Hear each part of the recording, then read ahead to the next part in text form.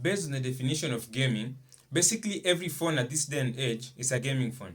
How the games perform just depend on the type of phone that you're using and its specs.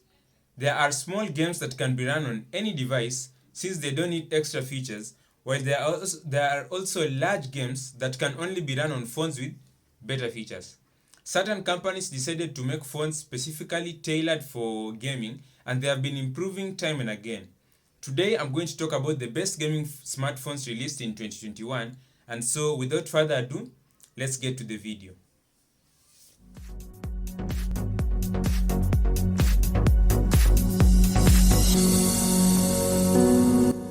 What's up guys, how you doing? Hope you're having a nice day.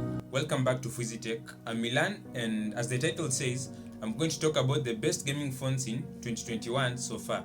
If you like this video, don't forget to leave without dropping a like and subscribing to the channel for more videos like this. I have a couple of playlists with different videos about tech, and I hope you like them. So the first phone on the list is the ASUS ROG Phone 5 Ultimate Edition. When it comes to gaming, ROG phones usually take the lead most of the time, so I had to include this one. The design of this phone is pretty unique and it's really attractive, like it's just noticeable. And this doesn't come as a surprise since it's made for gaming purposes. So being conspicuous is what it's supposed to be. It's a huge phone, of course, 10.3mm thick, and that is because of the large battery that it has at the back. It also has dual front-facing speakers for the best sound experience during gaming generally. The display is a massive 6.7-inch AMOLED screen that is protected by Gorilla Glass Victus. It also has 144Hz screen refresh rate and a 300Hz touch sampling rate, so low latency and really fast speeds in operation. It has a secondary display at the back of the phone that displays a few things that you can choose in your settings app.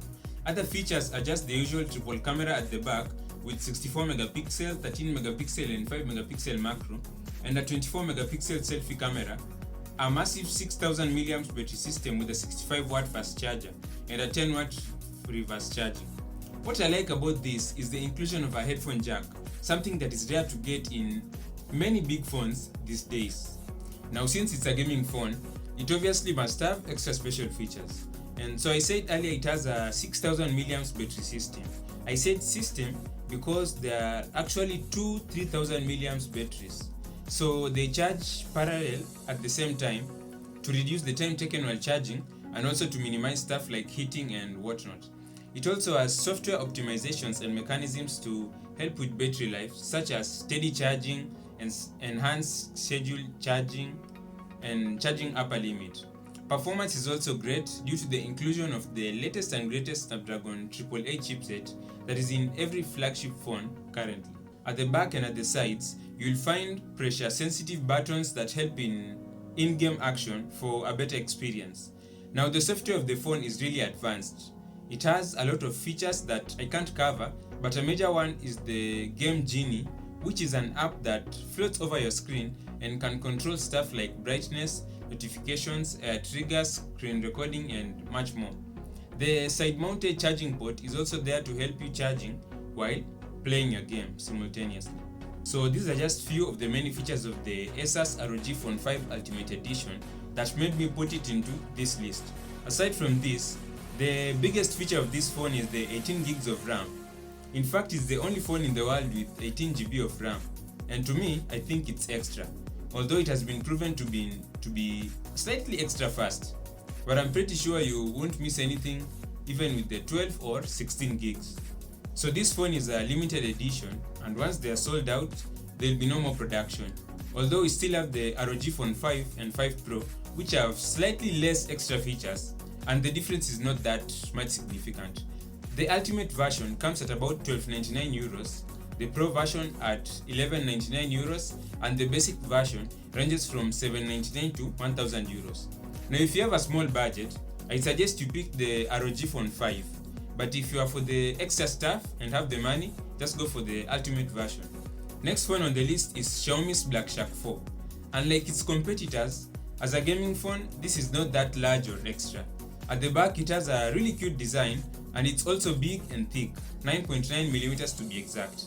The display is a large 6.67-inch Super AMOLED screen with 144Hz screen refresh rate, run with Qualcomm Snapdragon 870 processor, Android 11 and GUI 12.5.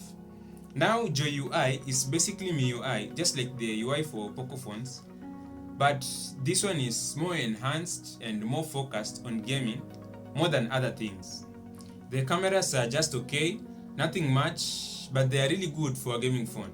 A 48 megapixel main, 8 megapixel ultra wide, and a 5 megapixel macro lens, and a 20 megapixel selfie one.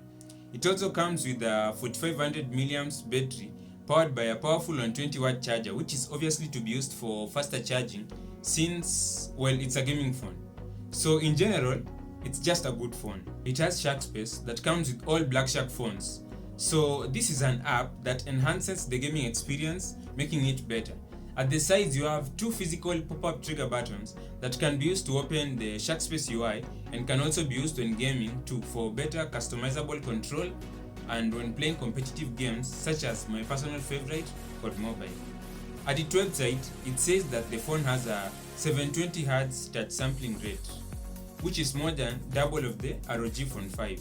So if that is true, then gaming is way more responsive than usual. As a gaming phone, this phone can't compete with the rest, but for its price, it's a beast.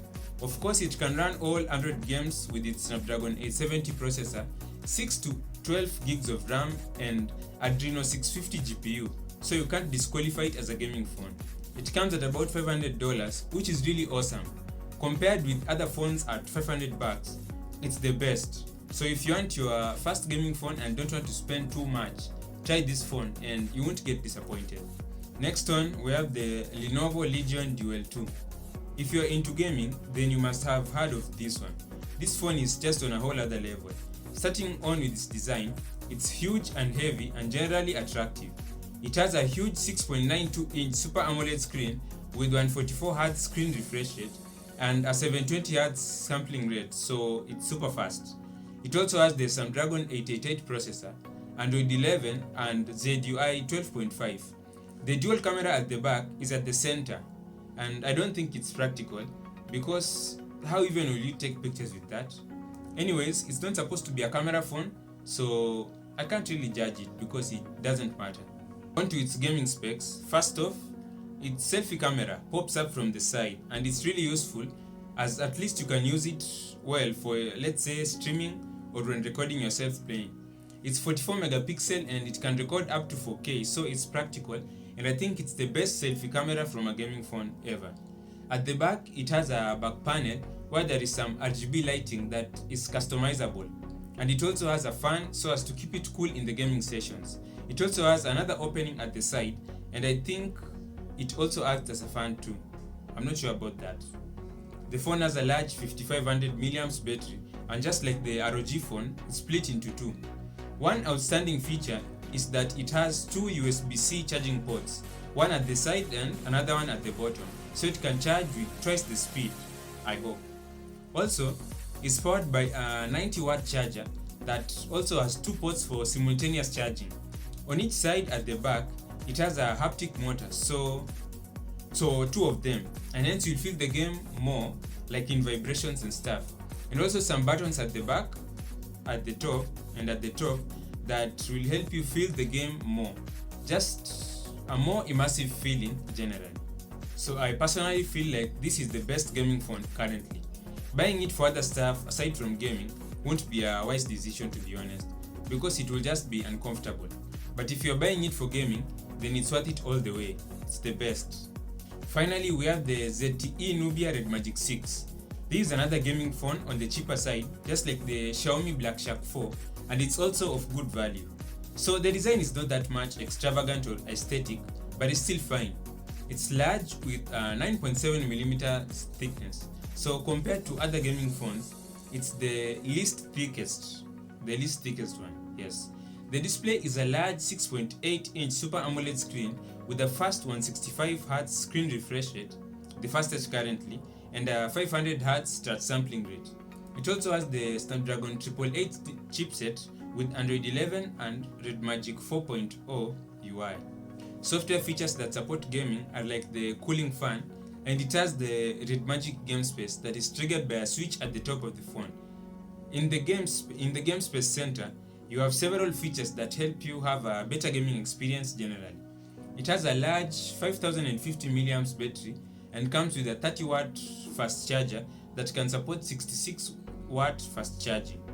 The camera tech is pretty much average, not that important, so yeah.